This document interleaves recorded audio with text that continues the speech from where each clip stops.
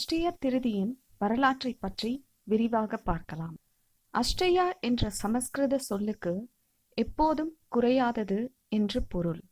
அதனால் அஷ்டய திருதி அன்று ஒரு குண்டு மணி அளவாவது தங்கம் வாங்க வேண்டும் என்று மக்கள் நினைக்கின்றனர். காரணம், லக்ஷ்மி தேவி குடியிருக்கும் தங்கத்தை வாங்கினால் வீட்டிற்கு லக்ஷ்மியே வருவாள் என்பதுதான் அவர்களது நம்பிக்கை. ஆனால் லக்ஷ்மி தேவி குடியிருப்பது தங்கத்தில் மட்டுமல்ல, அவருக்கு மிகவும் பிடித்த கல்லுப்பு, அரிசி, அதாவது அஷ்டயம் என்று பொருள், மற்றும் மஞ்சள் போன்ற உணவுகளிலும்.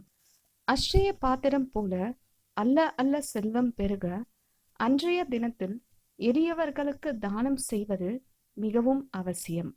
புராணங்களில் அஷ்டய திருதி மகத்துவத்தை உணர்த்தும் பல கதைகள் உண்டு. அவற்றுள் முக்கியமான